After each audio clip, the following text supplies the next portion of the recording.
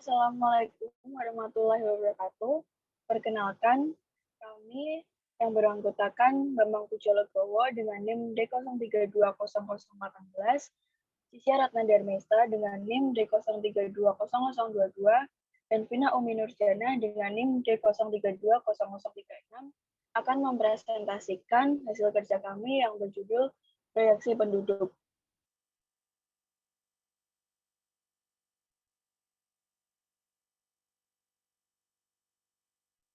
Di sini kami mengambil beberapa pokok bahasan. Yang pertama, latar belakang, lalu pengertian proyeksi penduduk, lalu jenis proyeksi penduduk, metode proyeksi penduduk, tujuan proyeksi penduduk, dan kesimpulan.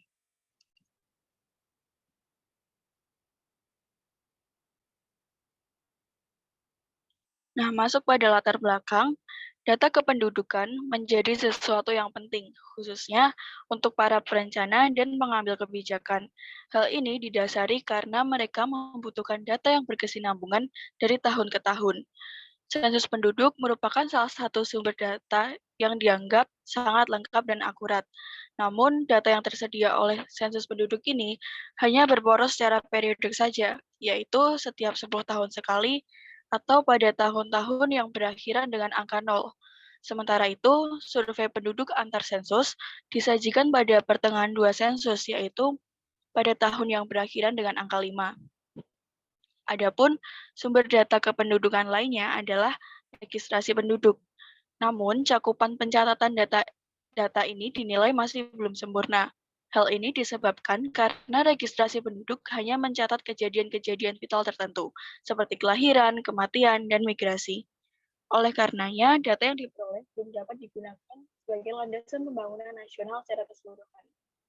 Pertumbuhan penduduk merupakan perubahan jumlah penduduk di suatu wilayah pada periode tertentu dibanding periode sebelumnya. Tingkat pertumbuhan penduduk diukur melalui indikator-indikator yang kemudian indikator tersebut berguna untuk memprediksi jumlah penduduk di masa mendatang. Prediksi jumlah penduduk di masa mendatang menjadi alat untuk mengetahui kebutuhan dasar penduduk tersebut.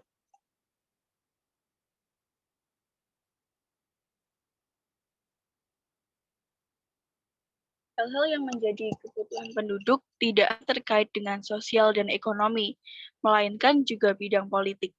Namun, cara ini tidak dapat menunjukkan karakteristik penduduk di masa mendatang, sehingga perlu adanya proyeksi penduduk untuk memperoleh data yang lebih rinci. Pertumbuhan penduduk berpengaruh secara langsung terhadap peningkatan mutu, pemanfaatan sumber daya manusia.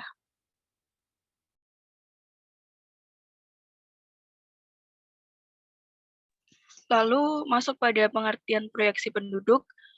Proyeksi penduduk merupakan perkiraan jumlah dan komposisi penduduk di masa yang akan datang. Melakukan proyeksi penduduk untuk masa mendatang perlu adanya data yang digunakan untuk menggambarkan kecenderungan perkembangan penduduk dari masa lampau hingga saat ini.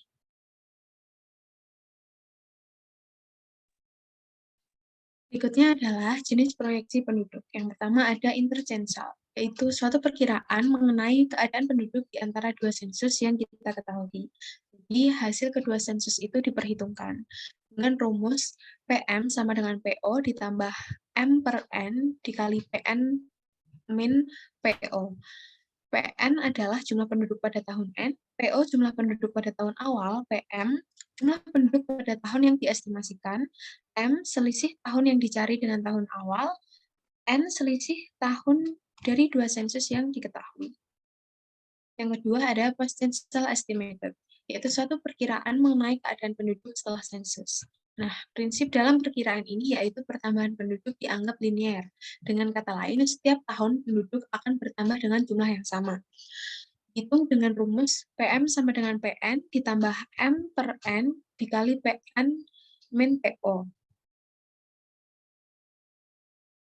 Yang ketiga ada projection, suatu perkiraan mengenai keadaan penduduk berdasarkan sensus terakhir. Nah, pada jenis projection, perkiraan penduduk tidak hanya beberapa tahun sesudah sensus, tapi mungkin sampai beberapa puluh tahun sesudah sensus. Dihitung dengan rumus PT sama dengan PO dikali E pangkat RT. P PT merupakan jumlah penduduk pada tahun T, PO jumlah penduduk pada tahun awal, E-nya itu sudah pasti 2,718818, R-nya itu adalah laju pertumbuhan penduduk, T-nya selisih tahun akhir dan awal. Berikutnya tentang metode proyeksi penduduk. Yang pertama ada metode aritmatika yang digunakan untuk menghitung laju pertumbuhan penduduk yang rendah, yakni di bawah 2%, dengan rumus PN sama dengan PO ditambah 1 ditambah RT. PN itu adalah jumlah penduduk tahun proyeksi, PO jumlah penduduk tahun dasar, R laju pertumbuhan penduduk, dan T selisih tahun akhir dan awal. Yang kedua, metode geometrik.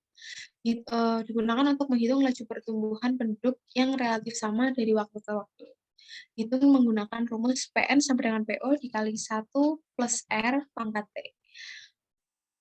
Yang ketiga, ada metode eksponensial. Digunakan untuk menghitung laju pertumbuhan penduduk yang tinggi atau yang mencapai 2% atau lebih. Dihitung menggunakan rumus PN sama dengan PO dikali E pangkat RT. PN itu adalah jumlah penduduk tahun proyeksi, PO jumlah penduduk tahun dasar, E-nya sudah pasti diketahui, R-nya itu merupakan laju pertumbuhan penduduk, T merupakan selisih tahun akhir dan awal.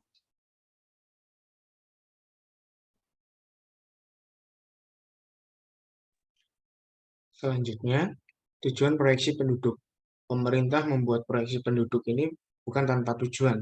Yang pertama, pada awalnya proyeksi penduduk ini untuk keperluan pajak. Kemudian pada perkembangannya untuk keperluan pembangunan terencana. Pemerintah memerlukan proyeksi penduduk sehubungan dengan tanggung jawabnya untuk memperbaiki kondisi sosial ekonomi dari rakyatnya. Mengingat semua rencana-rencana pembangunan, baik ekonomi maupun nasional, menyangkut pertimbangan tentang jumlah serta karakteristik daripada penduduk di masa mendatang. Kemudian, proyeksi penduduk ini dijadikan pijakan atau patokan dalam menentukan arah dan dasar pengambilan keputusan rencana di masa yang akan datang. Perencanaan pembangunan pada tingkat lokal maupun nasional sangat membutuhkan informasi dasar, seperti jumlah penduduk, umur, jenis kelamin, dan karakteristik lainnya. Kemudian, informasi yang tersedia tidak hanya menyangkut keadaan pada saat rencana tersebut disusun, tetapi lebih penting lagi mengenai perkiraan pada waktu yang akan datang.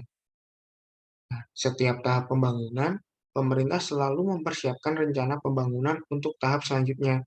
Rencana tersebut harus ditunjang dengan informasi tentang jumlah penduduk, persebaran, dan susunan menurut berbagai kelompok penduduk yang relevan dengan rencananya tersebut. Selanjutnya,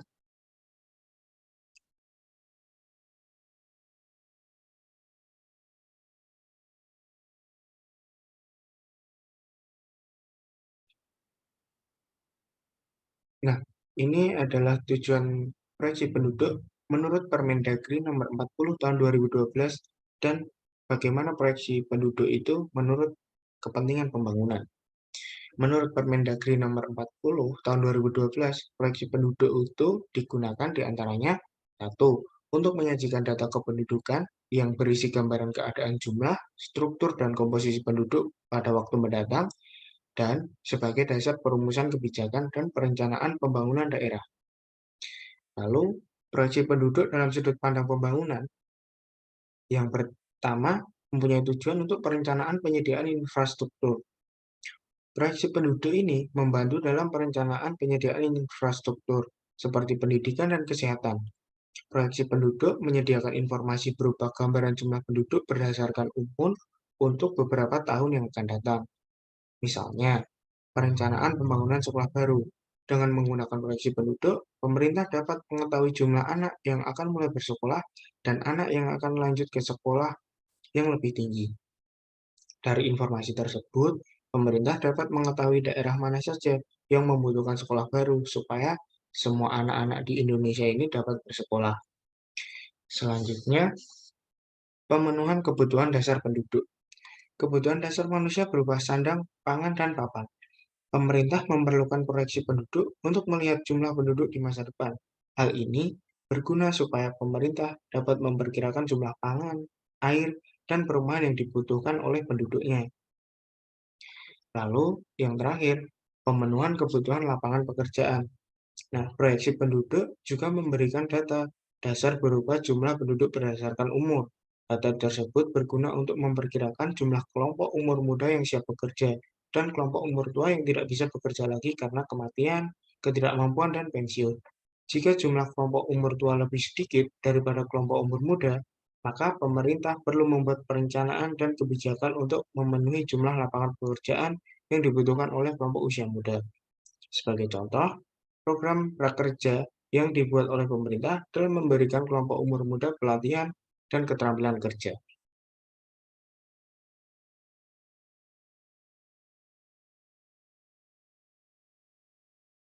Oke, teman-teman, terima kasih sudah menyimak video kami sampai akhir. Cukup sekian pemaparan dari kelompok kami mengenai proyeksi penduduk. Kurang lebihnya mohon maaf. Assalamualaikum warahmatullahi wabarakatuh.